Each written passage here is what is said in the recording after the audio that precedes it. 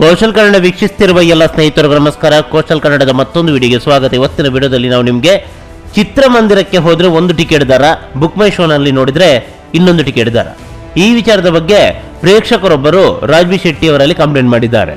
ಹಾಗಾದ್ರೆ ಏನಿದು ಘಟನೆ ಅಂತ ಕೇಳಿದ್ರೆ, ಸುನಿಲ್ ಅನ್ನೋರು ಮೊದಲು ಬುಕ್ ಮೈ ಶೋನಲ್ಲಿ ಟಿಕೆಟ್ ಅನ್ನು ನೋಡಿದಾಗ ಅಲ್ಲಿ 120 ರೂಪಾಯಿ ಇರುತ್ತೆ. ಚಿತ್ರಮಂದಿರಕ್ಕೆ ಹೋಗಿ ಅಲ್ಲಿ ಟಿಕೆಟ್ ಅನ್ನ ಪಡ್ಕೊಳ್ಳುವ ಕೌಂಟರ್ಗೆ ಹೋದ್ರೆ ಅಲ್ಲಿ 150 ರೂಪಾಯಿ. ಅರೆ ಏನಿದು ಅಂತ ಕೇಳಿದ್ರೆ ಚಿತ್ರಮಂದಿರದವರು ಉಡಾಫೆ ಉತ್ತರ. ಈ ಒಂದು ವಿಚಾರದ ಬಗ್ಗೆ ತಮ್ಮ ಸಾಮಾಜಿಕ ಜಾಲತಾಣಗಳಲ್ಲಿ ಈ ಘಟನೆ ಬಗ್ಗೆ ಹಾಕಿ ಆಕ್ರೋಶವನ್ನ ವ್ಯಕ್ತಪಡಿಸಿದ್ದಾರೆ.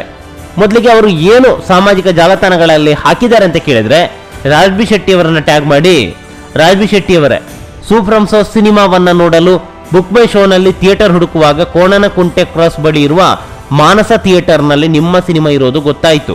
ಬುಕ್ ಮೈ ಶೋನಲ್ಲಿ 120 ರೂಪಾಯಿ ಟಿಕೆಟ್ ಇದೆ ಅಂತ ತೋರಿಸ್ತಾ ಇತ್ತು.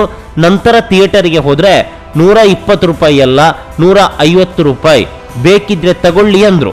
ಬುಕ್ ಮೈ ಶೋನಲ್ಲಿ 120 ರೂಪಾಯಿ ತೋರಿಸುತ್ತಿದೆ, ನೀವು 150 ರೂಪಾಯಿ ಕೇಳುತ್ತಿದ್ದೀರಲ್ಲ ಅಂದಾಗ ಕೆಲವೇ ಕ್ಷಣದಲ್ಲಿ ಬುಕ್ ಮೈ ಶೋನಲ್ಲಿ ತೋರಿಸುತ್ತಿದ್ದ 1:30 ಶೋ ಬುಕ್ಕಿಂಗ್ ಲಿಸ್ಟ್ ಬ್ಲಾಕ್ ಆಯಿತು. ಬೇರೆ ದಾರಿ ಇಲ್ಲದೆ 150 ರೂಪಾಯಿ ಕೊಟ್ಟು ಸಿನಿಮಾ ನೋಡಿ ಬಂದೆ. ಒಂದು ರೇಟ್ ತೋರಿಸಿ ಥಿಯೇಟರ್ನಲ್ಲಿ ಮತ್ತೊಂದು ರೇಟ್ ತೆಗೆದುಕೊಂಡರೆ ತಪ್ಪಲ್ಲವೇ ಅಂತ ತಮ್ಮ ಸಾಮಾಜಿಕ ಜಾಲತಾಣಗಳಲ್ಲಿ ಸುನೀಲ್ ಅನ್ನವರು ಬರ್ಕೊಂಡಿದ್ದಾರೆ. ಇದು ಕೇವಲ ಒಂದು ಉದಾಹರಣೆಯಷ್ಟೇ. ಇದೇ ತರದ ಸಮಸ್ಯೆ ಒಂದಿಷ್ಟು ಚಿತ್ರಮಂದಿರಗಳಲ್ಲಿ ಆಗ್ತಾ ಇದೆ. ಇದು ಕೇವಲ ಸುನೀಲ್ ಅವರ ವಿಚಾರ ಮಾತ್ರ ಅಲ್ಲ, ನನಗೂ ಇದೇ ರೀತಿಯಾದಂತಹ ಅನುಭವ ಆಗಿದೆ. ಬುಕ್ ಮೈ ಶೋನಲ್ಲಿ 120 ರೂಪಾಯಿ ಟಿಕೆಟ್ ಅನ್ನ ಬಾಲ್ಕನಿ ದರ ತೋರಿಸಿದ್ರೆ, ಚಿತ್ರಮಂದಿರಕ್ಕೆ ಹೋದಾಗ ಅಲ್ಲಿ 150 ರೂಪಾಯಿ ಟಿಕೆಟ್ ದರ ಇತ್ತು. ಇವರು ಹೇಳ್ತಾ ಇರೋದು ಮಾನಸ ಚಿತ್ರಮಂದಿರದ ಕಥೆಯಾದ್ರೆ, ನನಗೆ ಬೇರೆ ಚಿತ್ರಮಂದಿರದಲ್ಲಿ ಇದೇ ರೀತಿಯಾದಂತಹ ಅನುಭವ ಈ ಹಿಂದೆ ಆಗಿದೆ. ಇವರು ಚಿತ್ರಮಂದಿರ ಅಂತ ಕೇಳಿದ್ರು, ನಾನು ದುಡ್ಡು ಕೊಟ್ಟು ಸಿನಿಮಾವನ್ನ ವೀಕ್ಷಣೆ ಮಾಡಿದ್ದೆ, ಅಷ್ಟೇ ವ್ಯತ್ಯಾಸ. ಈ ಬಗ್ಗೆ ಚಿತ್ರಮಂದಿರದವರು ಹಾಗೆ ಸಿನಿಮಾ ತಂಡದವರು ಒಂದು ಸ್ವಲ್ಪ ಆಲೋಚನೆ ಮಾಡಬೇಕಾಗತ್ತೆ. ಬಹುಮುಖ್ಯವಾಗಿ ಚಿತ್ರಮಂದಿರದವರು, ಯಾಕಂತಂದ್ರೆ ಸಿನಿಮಾ ಮಂದಿರ ಅವರದ್ದು, ಒಮ್ಮೆ ನೋಡ್ಬೇಕಾಗತ್ತೆ. ಯಾಕಂತಂದ್ರೆ ಬುಕ್ ಮೈ ಶೋನಲ್ಲಿ 120 ರೂಪಾಯಿಗೆ ಟಿಕೆಟ್ ಸಿಗುತ್ತೆ, ಇಲ್ಲಿ 150 ರೂಪಾಯಿಗೆ ಟಿಕೆಟ್ ಅಂತ ಆದ್ರೆ ಮೊದಲು ಪ್ರೇಕ್ಷಕ ಬುಕ್ ಮೈ ಶೋನಲ್ಲೇ ನೋಡ್ತಾನೆ ಟಿಕೆಟ್ ದರ ಎಷ್ಟಿದೆ ಅಂತ. ಯಾಕಂದ್ರೆ ಅಲ್ಲಿ ಸರ್ವಿಸ್ ಚಾರ್ಜ್ ಇದ್ದರಿಂದಾಗಿ ಸ್ವಲ್ಪ ಜಾಸ್ತಿ ಆಗುತ್ತೆ. ಹೀಗಾಗಿ ನೇರವಾಗಿ ಚಿತ್ರಮಂದಿರಕ್ಕೆ ಹೋಗಿ ಅಲ್ಲಿ ಟಿಕೆಟ್ ಅನ್ನ ಪಡ್ಕೊಂಡು ಸಿನಿಮಾವನ್ನು ವೀಕ್ಷಣೆ ಮಾಡುವಂತ ಅಲ್ಲಿ ಹೋದ್ರೆ ಅಲ್ಲಿ ಟಿಕೆಟ್ ದರ ಜಾಸ್ತಿ. ಆ ಟಿಕೆಟಿಗೆ ಒಳ್ಳೆ ಕ್ವಾಲಿಟಿ ಇರುವಂತ ಚಿತ್ರಮಂದಿರದಲ್ಲೇ ನೋಡ್ಬೋದು. ಅದು 20 ರೂಪಾಯಿ 30 ರೂಪಾಯಿ ಹೆಚ್ಚು ಕಮ್ಮಿ ಆಗ್ಬೋದು. ಆ 20 ರೂಪಾಯಿ 30 ರೂಪಾಯಿ ಹೆಚ್ಚು ಕಮ್ಮಿಯಲ್ಲಿ ಒಳ್ಳೆ ಚಿತ್ರಮಂದಿರದಲ್ಲೇ ಸಿನಿಮಾವನ್ನು ವೀಕ್ಷಣೆ ಮಾಡ್ಬೋದು. ಸುಮ್ಮನೆ ಇಲ್ಲಿ ನೋಡುವಂತ ಅವಶ್ಯಕತೆ ಏನಿದೆ?